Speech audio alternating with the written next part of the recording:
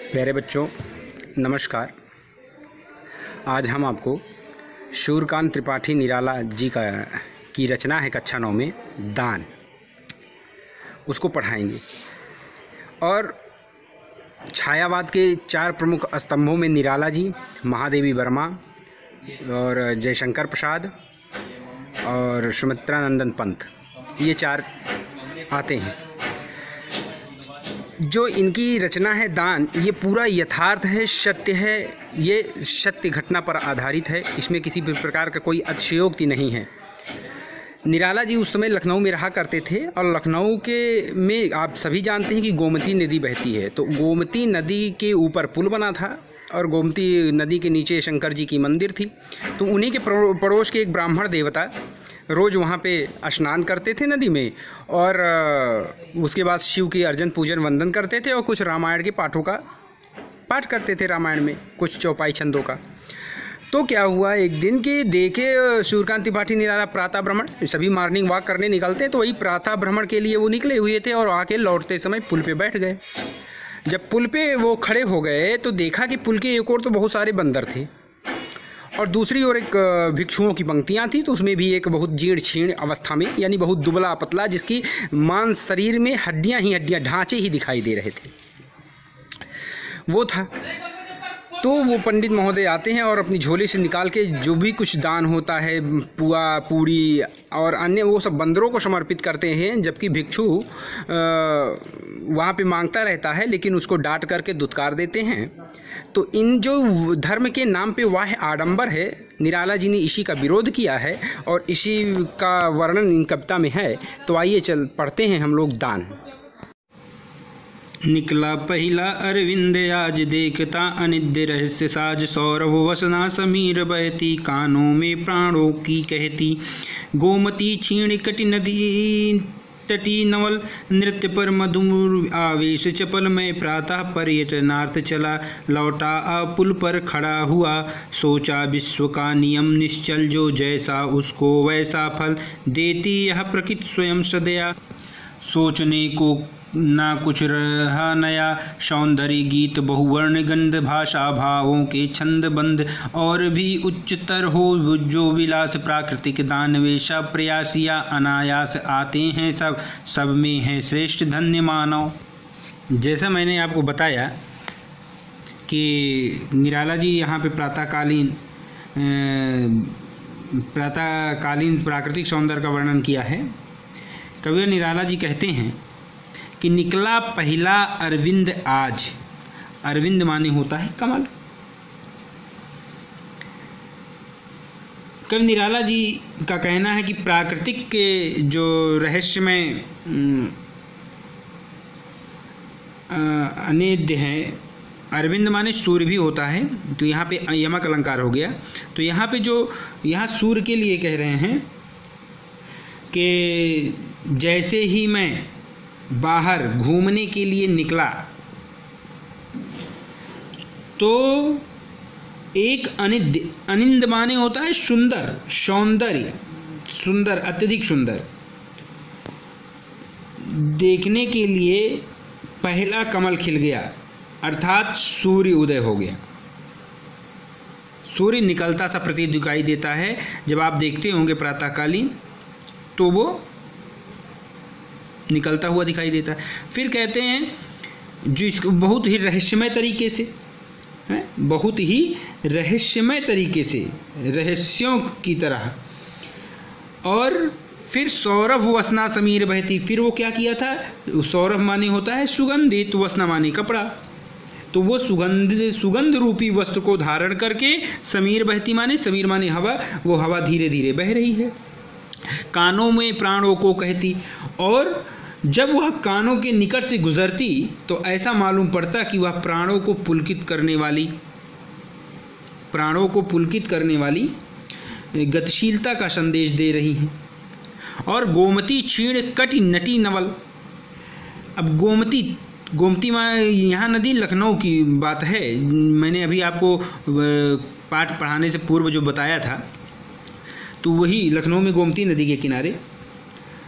तो कहते हैं कि गोमती नदी में कहीं कहीं पानी कम होने से एक पतली सी धार बन जाती है। जैसे आप यहाँ प्रयागराज में देखते हैं कि गंगा नदी में पानी कम हो जाता है तो उसकी चौड़ाई कम हो जाती है, एक पतली सी रूप धारण कर लेती है।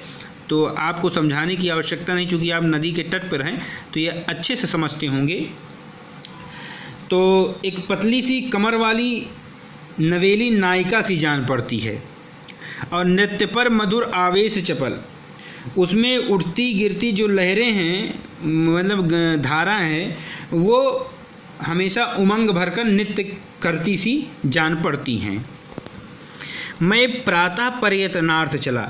फिर कहते हैं निराला जी कि एक दिन सवेरे गोमती नदी के तट पे मैं घूमने के लिए गया, लौटा आ पुल पर खड़ा हुआ और लौटकर पुल के समीप आकर खड़ा हो गया और सोचा विश्व का नियम निश्चल। फिर मैं विचार करने लगा कि इस संसार के सभी नियम एकदम सत्य हैं, अटल हैं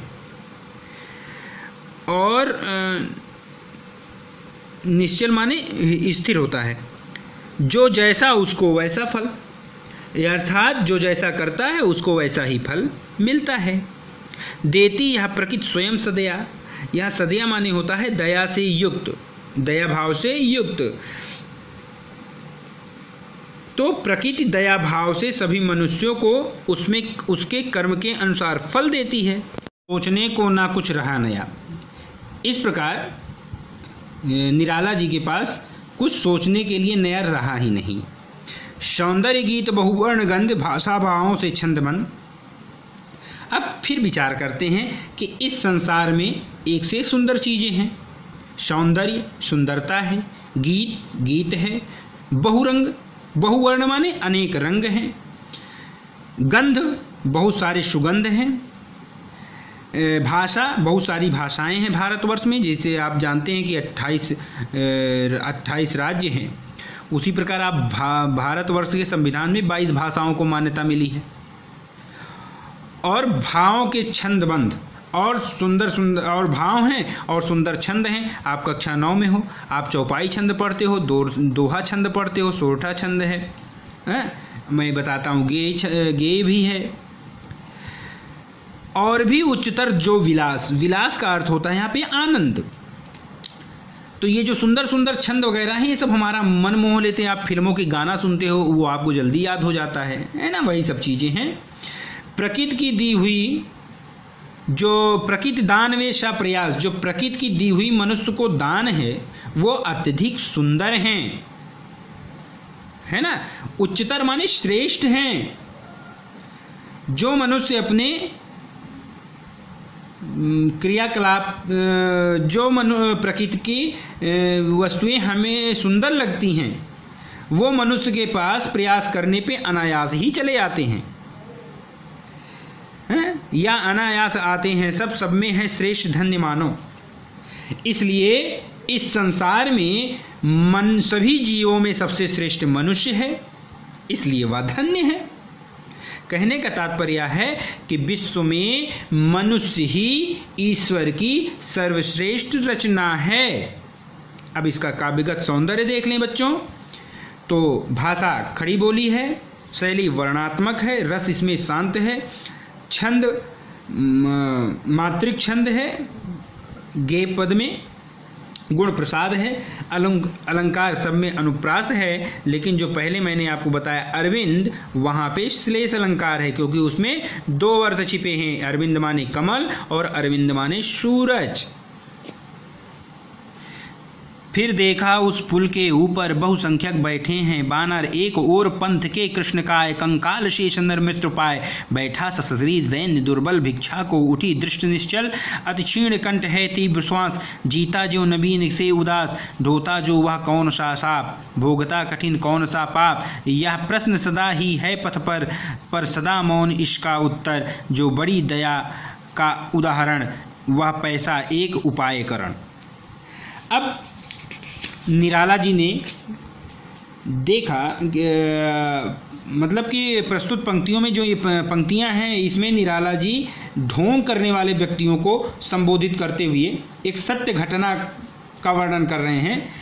फिर निराला जी ने कहा देखा कि गोमती के पुल पर बहुत बड़ी संख्या में बंदर इकट्ठे हो गए हैं न। फिर देखा उस पुल के ऊपर बहुसंख्यक बैठे हैं वानर। वानर आ गया। वानर यहाँ पे आप शुद्ध तत्सम शब्द है, जबकि उसका जो गड़बड़ वर्ड है हिंदी में वो बंदर है, लेकिन आज लोग बंदर ही सही मानते हैं। वानर को लोग कहते हैं, देखिए गलत तरीका, लेकिन सही शब्द शुद्ध एकदम वानर है। एक और पंथ के कृष्णकाय, एक तरफ तो पुल पे सारे बंदर इकट्ठे हो गए हैं और दूसरी तरफ सड़क के एक और कंकाल। कृष्णकाय माने काला काला, कृष्ण माने होता है काला, काय माने शरीर। एक काला काला दुबला पतला कंकाल शेष, यानी केवल हड्डियां उसकी दिख रही हैं ऊपर ऊपर से, काले रंग में एक भिखारी बैठा हुआ है। बैठा सशरीर दैन्य दुर्बल भिक्षा को उठी दृष्टि निश्चल, और वह हड्डियों का ढांचा मात्र दिखाई दे रहा है और ऐसे लग रहा था जैसे उसकी मृत्यु निकट आ पड़ी हो। और वह भिक्षा पाने के लिए, भिक्षा को उठी दृष्टि निश्चल, और भिक्षा पाने के लिए अपलक नेत्रों से लोगों की ओर, जो लोग आ रहे थे पुल की ओर, उनकी ओर देख रहा था। अति क्षीण कंठ, कंठ माने होता है गला, उसका गला भूख के कारण बहुत कमजोर पड़ गया और तीव्र श्वास, और जल्दी जल्दी सांसें लेने लगा। उसकी श्वास तीव्र चल रही थी। ढोता जो वह कौन सा साप, भोगता कठिन कौन सा पाप, और ऐसा लग रहा था मानो वह जीवन में बिल्कुल उदास होकर अपना शेष घड़ियां, अर्थात शेष घड़ियों को ढो रहा हो। ऐसा लग रहा है मानो वह जीवन में किसी सांप को ढो रहा है, उसको किसी ने श्राप दे दिया। भोगता कठिन कौन सा पाप, मानो वह अपने किसी पापों का फल भोग रहा था। यह प्रश्न सदा ही है पथ पर, पथ माने होता है रास्ता। निराला जी कहते हैं मार्ग से गुजरने वाले सभी लोगों से यह प्रश्न है, यही सोचते हैं, किंतु इसका कोई उत्तर नहीं दे पाता। पर मौन सदा इसका उत्तर, कोई इसका उत्तर नहीं दे पाता। जो बड़ी दया का है उदाहरण, कि कोई अधिक दया दिखाता तो एक पैसा उसकी ओर, मैंने उस जो कंगाल दूसरी सड़क के किनारे वो गरीब बुढ़ा हड्डी वाला व्यक्ति बैठा था उसकी ओर फेंक देता, कि उस एक पैसे की दया से उसकी दरिद्रता दूर हो जाती। किसी ने ऐसा नहीं किया। इसका भी काव्य सौंदर्य आप देख लीजिए। भाषा खड़ी बोली है, शैली वर्णात्मक है, रस शांत और करुण दोनों है यहाँ पे, चूंकि एक मानव के प्रति वहाँ पे अपनी भावना को व्यक्त कर रहे हैं। ये मातृक छंद है, गुण प्रसाद है, अलंकार अनुप्रास और उत्प्रेक्षा दोनों है। मैंने झुक नीचे को देखा तो झलकी आशा की रेखा, विप्रवर स्नान कर चढ़ा सलिल, शिव पर दुर्वादल टांडुल तिल, लेकर झोली आए ऊपर देख कर चले, तत्पर बानर द्विजराम भक्त, भक्ति की आस भजते शिव को बारों मास, कर रामायण का पारायण जपते हैं श्रीमन नारायण, दुख पाते जब होते अनाथ, कहते कपियों के जोड़े हाथ, मेरे पड़ोस के वे सज्जन, करते प्रतिदिन सरिता मज्जन, झोली से पुए निकाल लिए, बढ़ते कपियों के हाथ दिए, देखा भी नहीं उधर फिरकर, जिस ओर रहा वह भिक्षु इधर, चिल्लाया किया दूर दानो, मैं बोला मैं धन्य श्रेष्ठ मानो। अब इन पंक्तियों में निराला जी ने जो ढोंग करने वाले व्यक्ति हैं, जो धार्मिक रूप से ढोंग करते हैं, उन लोगों पे तीखा व्यंग करते हुए कहते हैं कि मैंने झुक नीचे को देखा, मैंने पुल के नीचे झुका और देखा तो मुझे एक आशा दिखी, झलकी आशा की रेखा, मुझे एक आशा दिखी कि विप्रोवर माने ब्राह्मण, स्नान कर चढ़ा सलिल, एक ब्राह्मण देवता स्नान करके, सलिल माने जल्दी से, सलिल माने जल से, पानी से स्नान करके गोमती नदी के जल्दी जल्दी आ रहे थे, और शिव पर दुर्वादल टांडुल तिल, हाँ, और स्नान करके शिव जी पर जल चढ़ा करके, दुर्वा माने आप देखते हैं ना दूब, जिसको आप पूजा पाठ में इस्तेमाल करते हैं, दूब, तंदुल माने चावल जिसको आप अच्छत के रूप में प्रयोग करते हैं, और तिल आदि भेंट करके, किसको भेंट करके? शंकर जी को। बैठ करके और झोली ले आए ऊपर, और झोली लेकर ऊपर आ गए। ऊपर कहाँ ऊपर? पुल पर। देखकर चले तत्पर बानर, और उनको देखकर बंदर शीघ्रता से उनकी ओर दौड़े आए, क्योंकि बंदरों को भी पता है ना कहाँ से कुछ मिलने वाला है। द्विज, द्विज माने ब्राह्मण, द्विज माने होता है ब्राह्मण, द्विज माने होता है चंद्रमा, द्विज माने होता है पक्षी। तो अब यहाँ पे श्लेष अलंकार भी आप कह सकते हैं।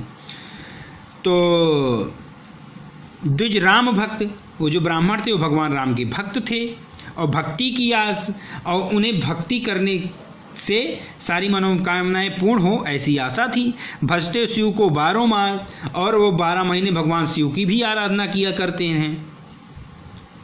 और कर रामायण का पारायण, लेकिन वे ब्राह्मण महोदय प्रतिदिन जब नहाने आते हैं गोमती स्नान में, तो रामायण का पाठ करने के बाद जपते श्रीमन नारायण, और श्रीमन नारायण मंत्र का जाप भी करते हैं। दुख पाते जब होते हैं अनाथ, जब वे कभी दुख होते हैं या असहाय की दशा में होते हैं, तो हाथ जोड़कर कहते कपियों के हाथ जोड़, वो बंदरों के सामने, कपि माने बंदर, वो बंदरों के सामने हाथ जोड़कर कहते हैं कि उनका दुख दूर कर दें। मेरे पड़ोस के वे सज्जन, अब निराला जी कहते हैं कि वो ब्राह्मण देव का परिचय करते हुए कहते हैं कि ये सज्जन मेरे पड़ोस में ही रहते हैं, और प्रतिदिन करते सरिता मज्जन। सरिता माने नदी, कौन सी नदी है जहाँ की चर्चा कर रहे हैं? गोमती नदी। तो गोमती नदी में मज्जन माने स्नान, रोज गोमती नदी में स्नान करते हैं। झोली से पुए निकाल लिए, और फिर इन्होंने पुल के ऊपर पहुंचकर अपनी झोली से पुए निकाल लिए, और बढ़ते कपियों के हाथ दिए, और हाथ बढ़ाते हुए बंदरों के हाथ में पुए रख दिए। देखा भी नहीं उधर फिर से। फिर यह देखकर निराला जी को बड़ा दुख हुआ, और इधर देख रहे हैं कि वो बंदर बड़ी चाव से पुए खा रहे हैं, लेकिन वो ब्राह्मण महोदय दूसरी तरफ, पुल के दूसरी तरफ, जिधर वह भिखारी कंकाल व्यक्ति बैठा है, उधर देखा भी नहीं, और जिस ओर रहा वह भिक्षु उधर, यानी वो भिखारी जिस ओर था उधर बिल्कुल देखा ही नहीं। चिल्लाया किया दूर मानो, फिर उसने चिल्लाया भी आवाज ने, उसने पुआ मांगा तो उन्होंने उसे दानव कह दिया, कहा दूर हट। चिल्लाया किया दूर दानव, कि ए पंडित जी मुझको भी पुआ दे दो, तो उन्होंने डांट दिया, हट दूर रहो, है फालतू चले आते हैं मांगने, दूर रहो, यह कहकर झिड़क दिया। बोला मैं धन्य श्रेष्ठ मानो, पृथ्वी पे मनुष्य ईश्वर की सर्वश्रेष्ठ रचना है। निराला जी मानव की ऐसी निंदनीय उपेक्षा को देखकर बहुत दुखी हुए। वो अत्यधिक विषाद माने दुखी अवस्था में बोल उठे, तू धन्य है श्रेष्ठ मानव, मतलब मनुष्य होकर भी मनुष्य पर दया नहीं दिखाता मनुष्य, तो तुम कैसे श्रेष्ठ हो? ना तो तुम श्रेष्ठ हो और ना ही तुम धन्य हो। अब इसका जो काव्य सौंदर्य है वही है सब कुछ। भाषा खड़ी बोली है, शैली व्यंग्यात्मक और वर्णात्मक दोनों है, रस शांत और करुण है, गुण प्रसाद है, छंद गेयपद है और मात्रिक छंद है, अलंकार में अनुप्रास भी है, उत्प्रेक्षा भी है और श्लेष भी है, और शब्द शक्ति लक्षणा और व्यंजना दोनों है। फिर प्यारे बच्चों, ये वीडियो आपको कैसा लगा? आप लोग वीडियो सब्सक्राइब नहीं करते हो, आप लोग वीडियो सब्सक्राइब जरूर करें। फिर हम मिलते हैं अगले पार्ट में के वीडियो के साथ, तब तक के लिए नमस्कार।